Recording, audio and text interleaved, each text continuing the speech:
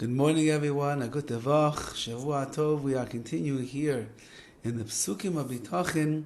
Today's verse is Tehillim 71, verse 1, and it says, Becha Hashem chasisi. In you, Hashem, I have taken refuge. Alei voisha la'olam, let me not be shamed la'olam forever. This, the Meforshim explain, is talking about when the vast majority of people, most of the Sanhedrin at that time, which is the high courts of Israel, were following Avshalom. Avshalom was the wayward son of Dovid HaMelech, who was trying to kill his father in order to usurp the throne. Imagine what King David, what Dovid HaMelech was going through in his life. He is the leader of Klal Yisrael, the king of the Jewish people, the greatest sage of all time, the biggest tzaddik of the generation, and he has a son who grew up in his house under the watchful eye and the love and the care of his father, who turns on his father with the intention of killing his father in order to take over the throne for himself.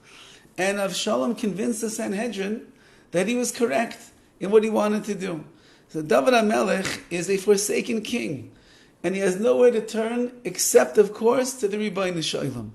And so Dovid is saying, I'm seeking refuge in you, HaKadosh Baruch Hu. And everybody knows that too. Everybody knows that I'm Dovid Melech Yisrael.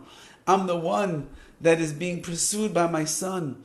I'm the one that people have turned upon.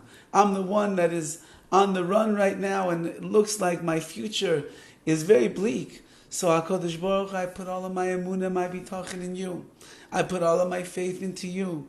You are my refuge. You are my safekeeping. You are my stronghold in life. You are the one that is going to get me through all of this. I'm asking you one thing.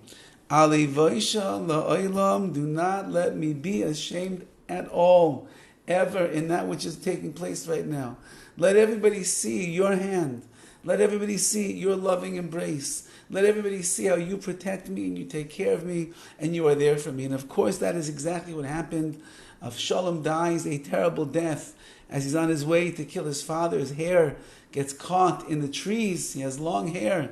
His hair gets caught in the trees as he's riding on his horse, and he ends up hanging himself to death by mistake. He dies over there with the suffocation of the hair wrapped around his neck, hanging from the tree. That's the end of Avshalom. And everybody knows that, and everybody sees that. And Dovid HaMelech he is redeemed, he is relinquished as a result of that. And therefore he's not embarrassed. He's not ashamed. And so too we learn the same idea. Klal Yisrael goes through a long and arduous Galus and exile. We are pursued by our enemies. We are chased down by the nations of the world who would like to destroy us and smite us from the universe. We have people that are anti-Semitic. We have terrible things that are being said about us on newspapers, on the web. People are saying it out of their mouths, screaming and yelling and doing heinous crimes to Klal Yisrael. And we say, Ribbono shel Olam, as the world is chasing us down, we're asking you one thing, in the schus of our emunah and our bitachon in you, Hashem, ki becha chasisi, because in you I have taken refuge. Alei voisha le'olam, never allow me to be disgraced, HaKadosh Baruch Hu. Never let our nation fall apart completely. Never let us be a nation that is despised in the eyes of the goyim of the non-Jewish world who would like to remove us from the universe. And even, for example, in the time of the Holocaust, where the Jewish people were so ridiculed and so despised, Hitler, Yamach Shemai, was the master of propaganda.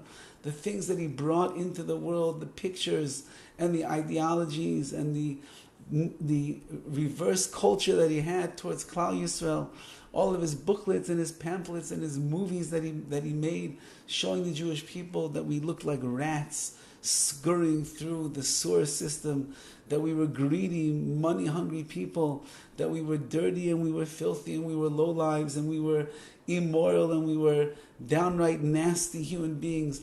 All of that which he did, which was a great embarrassment and a great defamation of our faith, of who we are as a people, which caused and brought about the frenzy, the chaotic frenzy of all of the Nazis, Yamach Shemam, and that they were able to take the lives of 6 million Jews and gas them up in smithereens in the smoke of the crematoriums of Auschwitz, and the cruelty and the harshness in which they executed upon us, the merciless beatings and the sicking the dogs on us and murdering families and little children, all that they did, that would be a terrible disgrace in the eyes of the world. If the Jewish people are so great, if the Jewish people are Hashem's chosen children, if we are beloved by the Rebbeinu Shalom like nobody else, why would he do such a thing?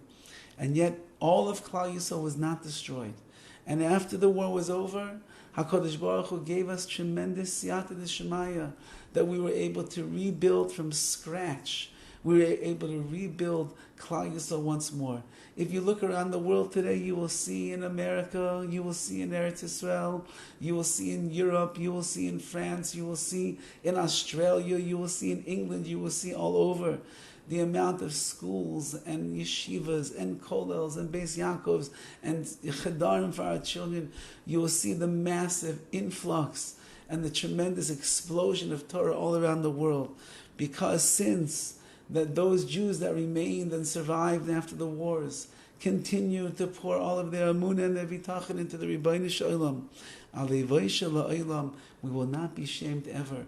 It's the greatest Kiddush Hashem that the Jewish people crawled out of the ashes of Auschwitz and once again ignited the fires of Kiddush inside of themselves and basically rebuilt Klal Yisrael from nothing to make it into the something that it is today, the massive unit of Torah, of mitzvahs, of Kedusha, of Tahara, of a nation of people that continue to go forward in the progress of our generation, keeping the mitzvahs the way that the Avos HaKadoshim, our forefathers, instructed us to do, the way in which we received Torah by Har Sinai, with the beauty and the grandeur of a Shekhinah that was imbued in our lives. And once again, Klal Yisrael is living a life that is filled with Shekhinah, filled with Kedusha, filled with Torah and with mitzvahs. And that itself is the greatest Kiddush Hashem, and that is a praise to Klal Yisrael, to the Rebbeinu Shalom,